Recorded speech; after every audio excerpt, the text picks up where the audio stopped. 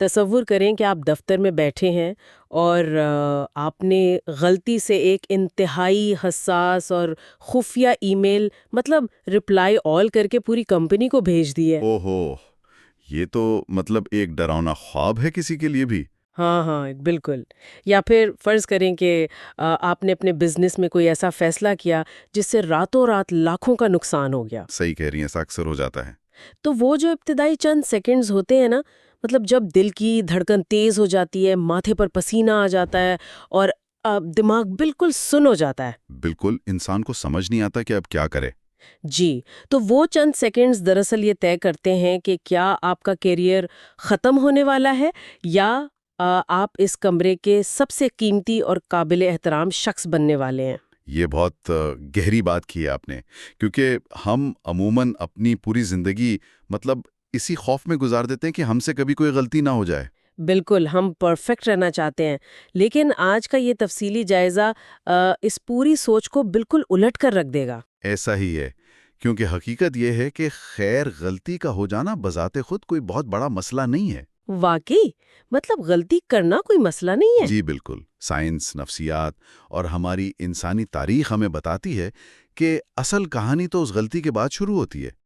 یعنی غلطی کے بعد کا مرحلہ زیادہ اہم ہے۔ بالکل، غلطی تو ایک مطلب غیر جانبدار واقعہ ہے، لیکن اس کے بعد آپ کا دماغ جو رد عمل ظاہر کرتا ہے نا، وہ آپ کا حقیقی چہرہ دنیا کے سامنے لاتا ہے۔ زبردست۔ اور اسی رد عمل کو ڈی کوڈ کرنا آج کے اس تفصیلی جائزے کا مشن ہے۔ آج ہم محمد فاروق راشد صاحب کی ایک انتہائی فکر انگیز تحریر کو بنیاد بنا رہے ہیں۔ جی، جو کہ بیریا ماڈل اسکول کراچی میں اردو کے استاد ہیں۔ بالکل، اور انہوں نے مطلب کائنات کی ابتدائی تاریخ کی 3 بڑی مثالوں کو استعمال کرتے ہوئے انسانی نفسیات کا ایک ایسا خاکہ کھینچا ہے جو سیدھا آج کے کارپوریٹ کلچر پر لاگو ہوتا ہے۔ اور نہ صرف کارپوریٹ کلچر، بلکہ ہمارے خاندانی مسائل اور جو ذاتی الجھنیں ہیں ان پر بھی یہ بالکل فٹ بیٹھتا ہے۔ صحیح کہا آپ نے۔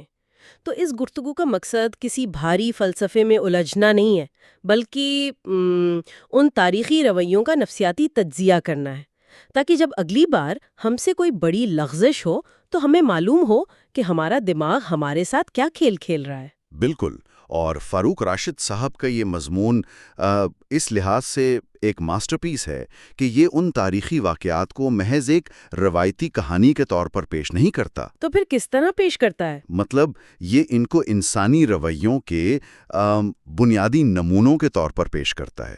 انہوں نے واضح کیا ہے کہ غلطی کے بعد انسان کے پاس خیر بنیادی طور پر صرف 3 راستے ہوتے ہیں۔ صرف 3 راستے؟ جی، اور ان میں سے پہلا راستہ وہ ہے جسے ہم انا کا جال یا اکبر کہہ سکتے ہیں۔ اچھا، تو چلیں سب سے پہلے مطلب اسی انا کے جال کو سمجھتے ہیں۔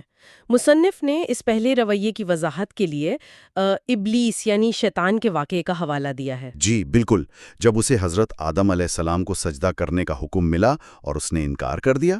ہاں، اب بظاہر تو یہ ایک مطلب سیدھی سی نافرمانی کا واقعہ لگتا ہے، لیکن اگر ہم اس کی نفسیاتی تہوں میں جائیں تو معاملہ صرف نافرمانی کا نہیں تھا۔ کیوں؟ بالکل نہیں تھا۔ نافرمانی تو ایک فعل تھا جو بس ہو گیا۔ جو چیز سب سے زیادہ خطرناک تھی وہ اس نافرمانی کے بعد کا رد عمل تھا۔ اچھا، کیا رد عمل تھا؟ مطلب جب اس سے پوچھا گیا کہ تم نے ایسا کیوں کیا تو اس نے یہ نہیں کہا کہ مجھ سے غلطی ہو گئی۔ ہاں، اس نے تو پوری بحث شروع کر دی تھی۔ بالکل، اس نے ایک باقاعدہ منطقی دلیل پیش کی کہ میں اس سے بہتر ہوں، میں آگ سے بنا ہوں اور یہ مٹی سے۔ یعنی اس نے اپنی غلطی کو جسٹیفائی کرنے کی کوشش کی، اپنی نافرمانی کو مطلب ایک فلسفہ بہنا دیا۔ 100% درست۔ اور یہی وہ نقطہ ہے جو اس رویے کو سب سے زیادہ تباہ کن بناتا ہے۔ وہ کیسے؟ یہ وہ کیفیت ہے جہاں انسان کو مطلب پتہ ہوتا ہے کہ وہ غلط ہے، لیکن وہ خود کو درست ثابت کرنے کی ایک شدید اور اندھی ضد میں مبتلا ہو جاتا ہے۔ لیکن ایک منٹ رکیے، میں یہاں کچھ سوچ رہی تھی۔ جی بتائیں۔ اگر ہم اسے آج کی عملی زندگی کے تناظر میں دیکھیں، آج کی اس مسابقتی دنیا میں، خاص طور پر مطلب کارپوریٹ کلچر میں، کیا اپنا دفاع کرنا انسانی فطرت نہیں ہے؟ بالکل ہے، اس میں کوئی شک نہیں۔ تو پھر فرض کریں اگر کسی میٹنگ میں باس مجھ پر کسی پروجیکٹ کی ناکامی کا الزام لگائے اور میں فوراً کہہ دوں کہ جی میں غلط تھی، تو کیا لوگ مجھے روند کر آگے نہیں نکل جائیں گے؟ یہ ایک بہت اہم نقطہ اٹھایا آپ نے۔ مطلب کیا اپنی پوزیشن کا دفاع کرنا ہمیشہ تکبر اور انا کے زمرے میں آتا ہے؟ نہیں، ہمیشہ ایسا نہیں ہوتا، اور اس کا جواب ہمیں نفسیات کی ایک مشہور اصطلاح کوگنیٹو ڈسوننس میں ملتا ہے۔ کوگنیٹو ڈسوننس یہ کیا ہوتا ہے؟ تھوڑا آسان الفاظ میں بتائیں گے؟ جی میں بتاتا ہوں۔ دیکھیے، ایک پروفیشنل ماحول میں اپنے کسی درست فیصلے کی منطق سمجھانا یا کسی غلط فہمی کو دور کرنا دفاع کہلاتا ہے، جو کہ بالکل ٹھیک ہے۔ صحیح، وہ تو ضروری بھی ہے۔ بالکل، لیکن کوگنیٹو ڈسوننس اس وقت پیدا ہوتی ہے جب آپ کے افعال اور آپ کے بنیادی عقائد آپس میں بری طرح ٹکرا جاتے ہیں۔ اچھا، مطلب اندرونی طور پر ایک تصادم شروع ہو جاتا ہے؟ جی، انسان کا دماغ اپنی جو سیلف امیج ہے نا، یا اپنی انا، اسے ایک شیشے کے محل کی طرح بچاتا ہے۔ یہ تو بہت دلچسپ مثال ہے۔ تو جب آپ سے کوئی ایسی غلطی ہوتی ہے جو یہ ثابت کرے کہ آپ پرفیکٹ نہیں ہیں، تو دماغ کو ایک شدید نفسیاتی تکلیف کا سامنا کرنا پڑتا ہے۔ تو اس تکلیف سے بچنے کے لیے دماغ کیا کرتا ہے؟ اس تکلیف سے بچنے کے لیے دماغ حقیقت کو تسلیم کرنے کے بجائے اس حقیقت کو ہی توڑ مروڑ کر ایک نئی کہانی گھڑ لیتا ہے تاکہ انا کو ٹھیس نہ پہنچے۔ یعنی مطلب دماغ خود اپنے آپ سے جھوٹ بولنا شروع کر دیتا ہے؟ یہ تو بہت حیران کن اور کسی حد تک خوفناک بات ہے۔ بالکل یہی ہوتا ہے جب کوئی شخص بحث برائے بحث کر رہا ہوتا ہے، حالات پر، وقت پر، یا اپنی ٹیم کے ممبران پر ملبہ ڈال رہا ہوتا ہے۔ ہاں، وہ بلیمنگ گیم شروع کر دیتا ہے۔ تو دراصل اس کی توجہ اس مسئلے کو حل کرنے پر ہوتی ہی نہیں ہے۔ تو پھر کہاں ہوتی ہے اس کی توجہ؟ اس کی پوری ذہنی توانائی صرف اور صرف اپنی انا کی حفاظت پر خرچ ہو رہی ہوتی ہے۔ مصنف نے اس رویے کو ابلیسی رویہ اسی لیے کہا ہے کیونکہ یہ انسان کو سیکھنے کے عمل سے مکمل طور پر کاٹ دیتا ہے نا؟ بالکل، جب آپ مانیں گے ہی نہیں کہ آپ غلط ہیں تو مطلب آپ کبھی خود کو بہتر کیسے کر سکتے ہیں؟ صحیح بات ہے، یہ وہ راستہ ہے جو سیدھا زوال کی طرف جاتا ہے۔ جی، کیونکہ آپ حقیقت سے مکمل طور پر کٹ چکے ہوتے ہیں۔ یہ بات واقعی سوچنے پر مجبور کرتی ہے کہ ہم دن بھر میں کتنی بار لاشعوری طور پر کوگنیٹو ڈسوننس کا شکار ہوتے ہیں۔ جی، بہت عام سی بات ہے یہ۔ مطلب ہم کتنی بار ٹریفک سگنل توڑنے کے بعد بھی خود کو یہ تسلی دیتے ہیں کہ سگنل کا ٹائم ہی خراب تھا یا سامنے والی گاڑی نے اچانک بریک لگا دی تھی۔ ہاں، بالکل، یہ چھوٹی چھوٹی دلیلیں دراصل اسی انا کے جال کی شروعات ہے۔ اچھا، اب اگر اپنے دفاع میں اندھا ہو جانا اور بحث کرنا تباہی کا راستہ ہے تو ہمارا قدرتی رجحان تو یہ کہتا ہے کہ پھر مکمل طور پر ہتھیار ڈال دینا ہی صحیح راستہ ہوگا۔ آپ کا اشارہ کس طرف ہے؟ میرا اشارہ اس دوسری مثال کی طرف ہے جو اس تحریر میں ملتی ہے، مطلب فرشتوں کا رویہ۔ جی، جسے ہم حدود کا اعتراف یا عاجزی کی انتہا بھی کہہ سکتے ہیں۔ بالکل، جب اللہ تعالیٰ نے حضرت آدم علیہ السلام کو علم عطا کیا اور فرشتوں سے ان چیزوں کے نام پوچھے تو فرشتوں کو ان کا علم نہیں تھا۔ جی، اب یہاں نوٹ کرنے والی بات یہ ہے کہ یہ کوئی نافرمانی یا گناہ نہیں تھا، یہ محض ان کی ایک فطری محدودیت تھی۔ صحیح، لیکن ان کا رد عمل کتنا مختلف تھا نا؟ بالکل، انہوں نے فوراً کہا کہ ہمیں تو صرف اتنا ہی علم ہے جتنا تو نے ہمیں سکھا دیا۔ یعنی انہوں نے بغیر کسی ہچکچاہٹ، بغیر کسی بحث یا جواز کے اپنی کم علمی کا اعتراف کر لیا۔ جی، ان کے اندر کوئی جھوٹی انا نہیں تھی جو انہیں یہ کہنے پر مجبور کرتی کہ ہمیں کچھ وقت دیں، ہم پتہ لگا کر بتاتے ہیں۔ ہاں بالکل، انہوں نے کوئی بہانہ نہیں بنایا، اور اس رویے کی خوبصورتی یہ ہے کہ اس میں مطلب مکمل سرنڈر ہے۔ بالکل، اور اس رویے نے انہیں زوال سے بچا لیا اور ان کا مقام برقرار رہا۔ اپنی کمی کا اعتراف کرنا واقعی ایک بہت بڑی اخلاقی جرات کا کام ہے۔ جی، لیکن یہاں میرے ذہن میں ایک بہت بڑی الجھن پیدا ہو رہی ہے۔ کیا الجھن؟ بتائیں۔ فرشتوں کا یہ رویہ یقیناً بہت پاکیزہ اور خوبصورت ہے، مطلب کسی محفل میں یہ کہہ دینا کہ مجھے نہیں معلوم واقعی بڑی ہمت کی بات ہے۔ اس میں تو کوئی شک نہیں ہے۔ لیکن کیا آج کی اس تیز رفتار اور جدت پسند دنیا میں محض یہ رویہ اپنا لینا کافی ہے؟ آپ کا کیا خیال ہے؟ مجھے ایسا لگتا ہے کہ اگر ہم صرف معافی مانگنے اور اپنی کمزوری تسلیم کرنے کو ہی حتمی کامیابی سمجھ لیں تو ہم ایک بہت ہی سست اور جامد قسم کے معاشرے میں تبدیل ہو جائیں گے۔ یہ ایک بہت اچھا سوال ہے۔ اس نقطے کو تھوڑا اور کھولیے۔ آپ کے خیال میں اس رویے میں کیا چیز غائب ہے؟ فرض کریں آپ کی کمپنی میں ایک ایسا ملازم ہے جو ہر بار ڈیڈ لائن مس کر دیتا ہے۔ ٹھیک ہے۔ جب بھی اس سے پوچھا جاتا ہے وہ انتہائی عاجزی سے سر جھکا کر کہتا ہے سر مجھ سے واقعی بہت بڑی غلطی ہو گئی، میں ٹائم مینجمنٹ میں بہت کمزور ہوں، مجھے کچھ نہیں آتا۔ ہاں، وہ اپنی خامی مان لیتا ہے۔ بالکل، وہ بحث نہیں کرتا، وہ بہانے نہیں بناتا، وہ ابلیس والے راستے پر نہیں چلتا۔ لیکن وہ مہینے میں 4 بار یہی جملہ دہراتا ہے۔ میں سمجھ گیا آپ کیا کہہ رہی ہیں۔ جی، وہ شخص عاجز تو بہت ہے مگر وہ کمپنی کے لیے اور خود اپنے کیریئر کے لیے مکمل طور پر بے سود ہے۔ کیا صرف شرمندہ ہو کر رک جانا ایک طرح کی پسپائی نہیں ہے؟ یہ ایک زبردست تجزیہ ہے آپ کا، اور یہی اس مضمون کی سب سے گہری فلسفی ہے۔ تو پھر مصنف اس بارے میں کیا کہتے ہیں؟ مصنف کے مطابق فرشتوں والا رویہ آپ کو گرنے نہیں دیتا، یہ آپ کو تکبر کے گڑھے میں نہیں پھینکتا، لیکن یہ رویہ آپ کو آگے بھی نہیں بڑھاتا۔ یعنی یہ ایک سٹیٹک یا جامد کیفیت ہے؟ بالکل، آپ نے اپنی حد تسلیم کر لی اور بس۔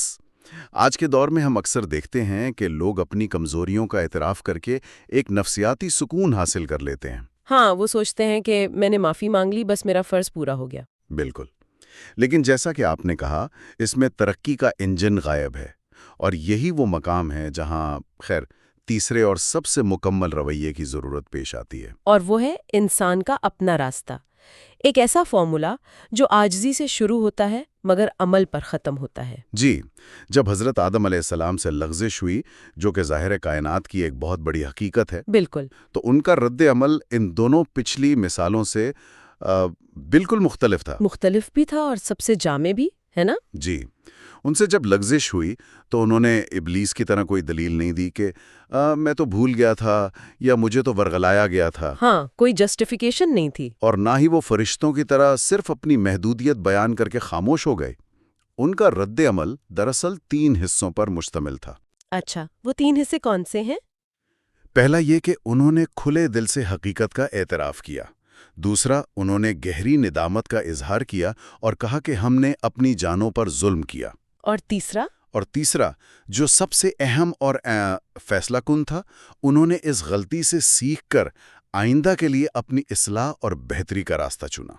انہوں نے ترقی کی طرف قدم بڑھایا۔ اگر ہم اسے ایک بہت ہی روزمرہ کی اور جدید مثال سے سمجھیں تو بات زیادہ کلیئر ہوگی۔ جی ضرور، کوئی مثال دیجیے۔ یہ بالکل ایسا ہے کہ آپ ہائی وے پر رات کے اندھیرے میں گاڑی چلا رہے ہیں اور اچانک آپ کو احساس ہوتا ہے کہ آپ غلط موڑ گئے ہیں اور اب آپ ایک انجان راستے پر ہیں۔ ٹھیک ہے۔ اب اگر آپ تکبر والا راستہ اپنائیں گے تو آپ خود سے کہیں گے کہ نہیں، یہ راستہ بھی کہیں نہ کہیں تو نکلتا ہی ہوگا، میں صحیح جا رہا ہوں، اور آپ مزید بھٹکتے چلے جائیں گے۔ بالکل، یہ تو ابلیسی رویہ ہو گیا۔ ہاں، اور اگر آپ فرشتوں منا رویہ اپنائیں گے تو آپ گاڑی سائیڈ پر لگائیں گے، اسٹیئرنگ پر سر رکھیں گے اور روتے ہوئے کہیں گے کہ میں کتنا بے وقوف ہوں، میں نے غلط موڑ لے لیا۔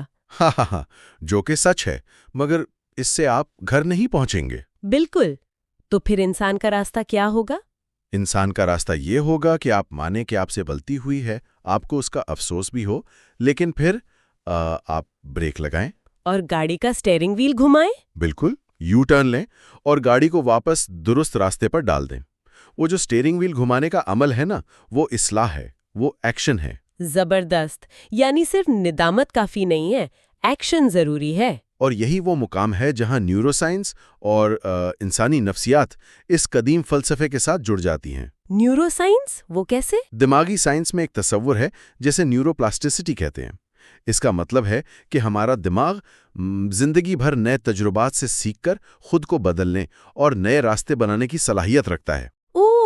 تو جب ہم اپنی اصلاح کرتے ہیں تو دماغ میں تبدیلیاں آتی ہیں؟ بالکل، جب انسان غلطی کے بعد عملی طور پر کچھ مختلف کرتا ہے تو وہ دراصل اپنے دماغ کی وائرنگ تبدیل کر رہا ہوتا ہے۔ مصنف نے یہاں ایک ایسا جملہ لکھا ہے جو اس پورے جائزے کا نچوڑ ہے۔ کون سا جملہ؟ انہوں نے لکھا ہے کہ انسان کی عظمت اس کی خطا میں نہیں بلکہ اس کی واپسی میں ہے۔ واہ کیا بات ہے، یہ جملہ واقعی کمال ہے، انسان کی عظمت اس کی واپسی میں ہے۔ جی، یہ واپسی صرف ایک جذباتی کیفیت کا نام نہیں ہے، یہ ایک بھرپور، متحرک اور بعض اوقات تکلیف دہ عملی جدوجہد کا نام ہے۔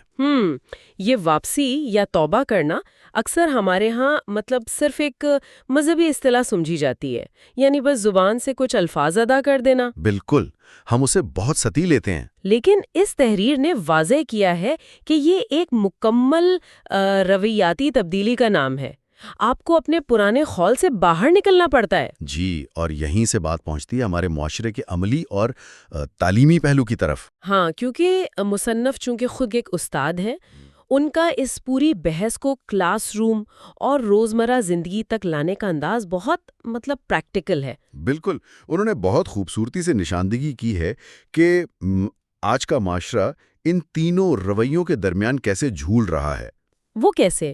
بدقسمتی سے ہم نے ایک ایسا کلچر بنا دیا ہے جہاں ہم یا تو ابلیسی رویے کو پروموٹ کرتے ہیں، یعنی کبھی ہار مت مانو چاہے تم غلط ہی کیوں نہ ہو۔ ہاں، جسے اکثر جھوٹے اعتماد کا نام دے دیا جاتا ہے۔ جی، اور یا پھر ہم فرشتوں والے رویے کو حتمی اچھائی سمجھ لیتے ہیں۔ خاص طور پر پبلک ریلیشنز اور کارپوریٹ دنیا میں یہ بہت عام ہے۔ اوہو، وہ پی آر کی مافیا، یہ تو آج کل ایک باقاعدہ ٹرینڈ بن چکا ہے۔ بالکل ایسا ہی ہے۔ آپ نے دیکھا ہوگا کہ جب کسی کمپنی یا کسی مشہور شخصیت سے کوئی بڑا بلنڈر ہو جاتا ہے تو وہ فوراً کیمرے کے سامنے آ کر انتہائی جذباتی انداز میں معافی مانگ لیتے ہیں۔ جی، وہ فرشتوں والا رویہ اپناتے ہیں تاکہ عوام کی ہمدردی حاصل کر سکیں۔ لوگ کہتے ہیں واہ کتنی عاجزی ہے۔ لیکن اندرونی طور پر ان کی کمپنی کی پالیسیوں میں کوئی تبدیلی نہیں آتی، وہ کوئی عملی قدم نہیں اٹھاتے۔ بالکل، یہ دراصل انا کے دفاع کے لیے عاجزی کا ہتھیار استعمال کرنے کے مترادف ہے۔ مصنف زور دیتے ہیں کہ ہمیں اپنی نسلوں کو ایک نیا فریم ورک سکھانا ہوگا۔ اور وہ فریم ورک مصنف نے 3 انتہائی سادہ لیکن گہرے سوالات کی صورت میں پیش کیا ہے نا؟ جی، وہ کہتے ہیں کہ ہمیں خود سے یہ پوچھنا چاہیے، نمبر 1، آج میں نے کیا غلطی کی، یعنی پہچاننا۔ صحیح۔ نمبر 2، کیا میں نے اسے دل سے تسلیم کیا، یعنی بغیر کسی جواز کے مان لینا۔ اور نمبر 3، کیا میں نے اسے درست کرنے کی عملی کوشش کی۔ مجھے لگتا ہے کہ ہم میں سے زیادہ تر لوگ پہلے 2 سوالوں پر ہی رک جاتے ہیں۔ یہ بہت کڑوا سچ ہے ہماری سوسائٹی کا۔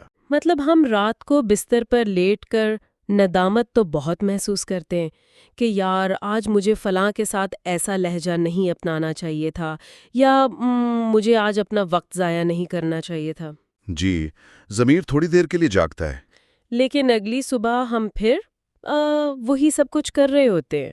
اس کی وجہ یہ ہے کہ وہ تیسرا قدم، یعنی خود کو بدلنے کی کوشش، وہ سب سے زیادہ مشکل ہے۔ ہاں، کیونکہ اس میں محنت لگتی ہے۔ بالکل، اس میں محنت لگتی ہے، اس میں پسینہ آتا ہے۔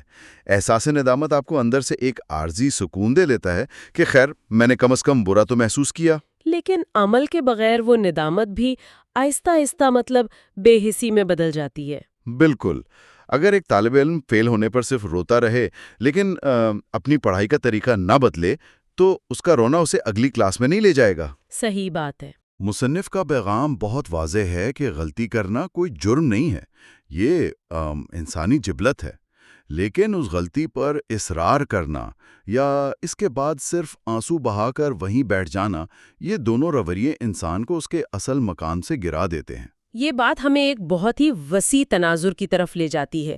اس کا مطلب ہے کہ ہم میں سے ہر شخص کے اندر کسی نہ کسی وقت ابلیس، فرشتہ اور انسان، یہ تینوں بننے کی صلاحیت موجود ہوتی ہے۔ 100%۔ ہم کوئی ایک جامد کردار نہیں ہے۔